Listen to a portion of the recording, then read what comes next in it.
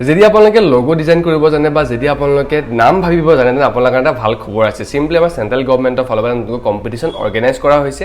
যদি আপোনালোকে এটা নাম ভাবি পেলাই বা এটা আপুনি টেগলাইন ভাবি পেলাই বা এটা আপোনালোকে লোগো আঁকি পেলাই 51000 টকা কেছ প্ৰাইজ আৰু লগতে সেন্ট্ৰেল গভৰ্ণমেণ্টৰ ফালৰ পৰা এখন মানপত্ৰ জিকিব পাৰিব সিম্পলি কম্পিটিশনটো হয় কি সিম্পলি আমাৰ সেন্ট্ৰেল গভৰ্ণমেণ্টৰ এটা ৱেবছাইট আছে বা এটা আপোনালোকৰ সংগঠন আছে য'ত কি কৰা হয় বিভিন্ন যিবিলাক চৰকাৰী বিভাগবিলাক আছে সেই বিভাগবিলাকৰ জনসাধাৰণে ফেচ কৰা বিভিন্ন সমস্যাবিলাকৰ সমাধান কৰা অৰ্থাৎ ধৰক আপুনি এখন লাইসেন্স বনাব গৈছে লাইসেন্সখনৰ কামটো বহুত বেছি ডিলে কৰি আছে আপুনি সমস্যাৰ সন্মুখীন হৈছে তো আপুনি সিম্পলি সেই ৱেবছাইটটোত গৈ পেলাই আপোনাৰ গোচৰটো তাত ৰুজু কৰিব পাৰে গোচৰটো আপুনি তাত দিব পাৰে আৰু সেই জনসাধাৰণে যোনবিলাক সমস্যাৰ সন্মুখীন কৰে গভৰ্ণমেণ্ট অফিচিয়েলবিলাকৰ লগত বা গভৰ্ণমেণ্ট ডিপাৰ্টমেণ্টবিলাকৰ লগত সেই সমস্যাবিলাকৰ সমাধান সেই যোনটো ৱেবছাইট আছে সেই যোনটো পৰ্টেল আছে সেই পৰ্টেলটোৱে কৰে তো এই যোনটো পৰ্টেলটো